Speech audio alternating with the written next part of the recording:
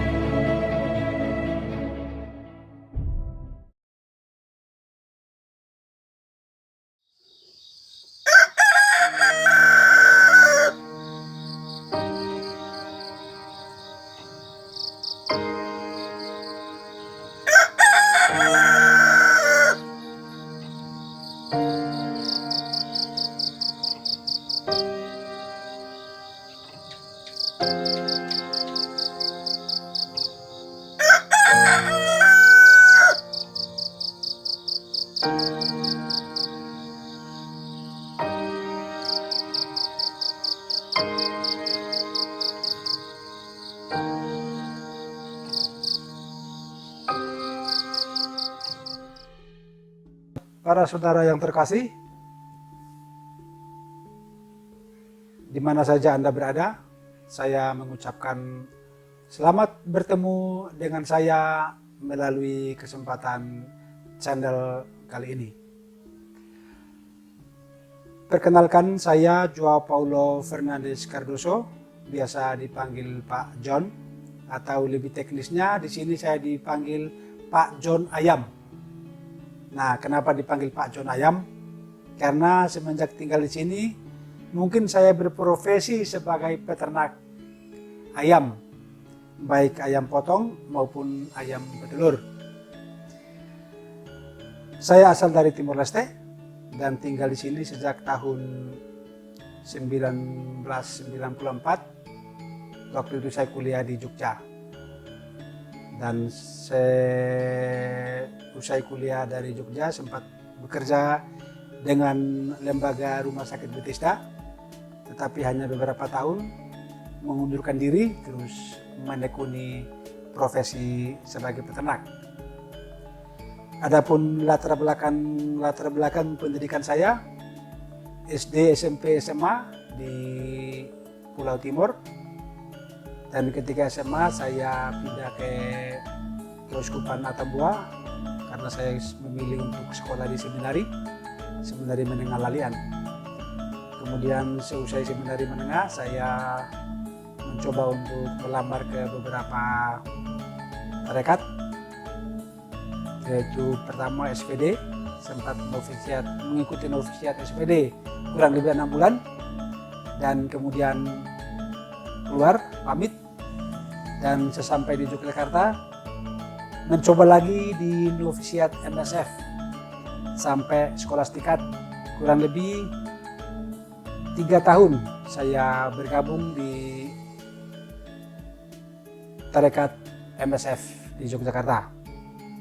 Nah, kemudian saya mengundurkan diri dan melanjutkan kuliah hingga akhirnya bisa bekerja sebagai peternak ayam petelur.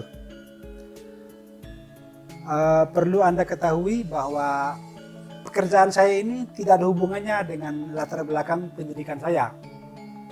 Karena saya kuliah di teologi, tetapi akhirnya terjun di dunia bisnis yang tidak tanggung-tanggung menjadi peternak ayam petelur. Nah, itu mungkin sesuatu yang berbeda, dan kita ngambil hikmahnya, ternyata juga ada kesinambungannya.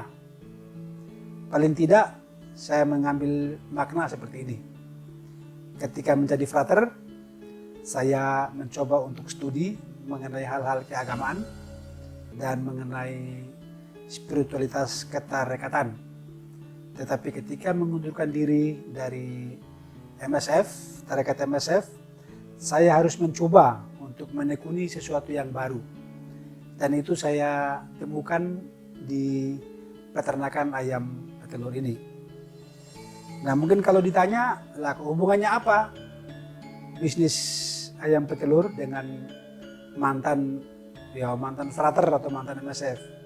Mungkin susah mencari hubungannya. Tetapi saya mau mengatakan begini, bahwa meneladani Santo Yosef menjadi seorang laki-laki yang memiliki semangat dan jiwa bekerja keras. Itu yang saya petik dari pengalaman ketika saya hidup di MSF dan ketika saya hidup di luar. Maka setiap rutinitas saya selalu mengatakan berdoa dan bekerja. Jadi saya berdoa nggak duduk diam, tapi sambil memakani ayam saya selalu bekerja. Santo Yosef, bantu saya Santo Yosef, buatlah saya untuk bisa tetap bertahan dan maju. Nah begitu pun sambil jualan telur, yaitu semangatnya tetap kita bawa di dalam setiap kesempatan dan setiap pekerjaan kita. Sehingga hubungan sedikit menarik benang merahnya ya semangat Santo Yosef sebagai pekerja tulen yang saya bawa dari mantan seorang pengikut tarekat MSF, kemudian berhenti dari sana dan membawa semangat itu ke dalam hidup setiap harian, hidup harian saya. Maka sedikit nyambung di situ meskipun susah dicari titik sambungannya, saudara-saudara. Nah, itu yang saya laksanakan tiap hari. Kemudian, kalau ditanya apa menguntungkan menjadi peternak ayam, saya selama ini tidak pernah menghitung untung atau rugi. Tetapi saya merasakan bahwa dengan beternak ayam, mulai dari ayam potong sampai ayam petelur, saya selalu survive. Apa yang saya butuhkan selalu bisa saya dapatkan. Artinya kita harus yakin bahwa Tuhan sudah menyediakan apa yang kita butuhkan, asal kita mau atau tidak mau. Nah, bagi setiap orang yang mau pasti mendapatkan hasil itu. Itu kalau ditanya apa menguntungkan atau tidak soal peternakan ayam petelur ini. Kemudian pertanyaan berikutnya, omsetnya berapa? Untuk sementara di masa pandemi ini memang omset terus terang agak menurun.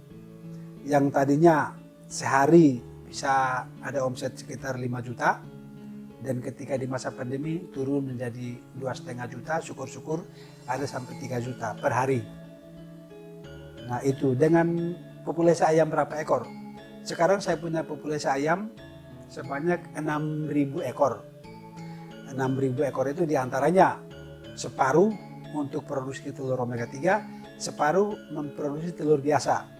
Karena saya mempunyai 2 pasaran yang sama, baik pasaran untuk omega 3 maupun pasaran untuk telur biasa. Sehingga setiap hari tetap berjalan di dua pasar itu.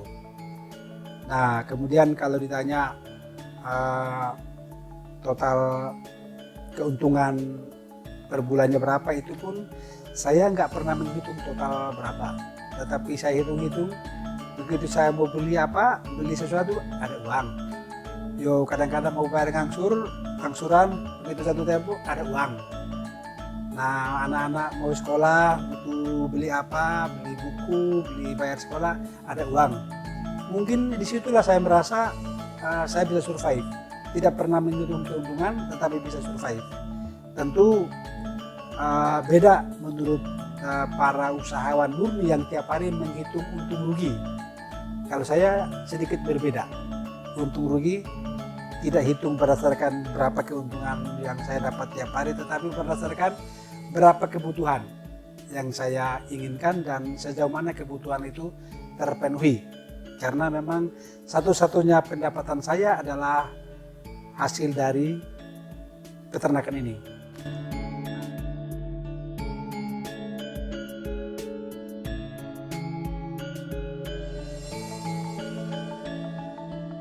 Baik, saudara-saudara PBMN,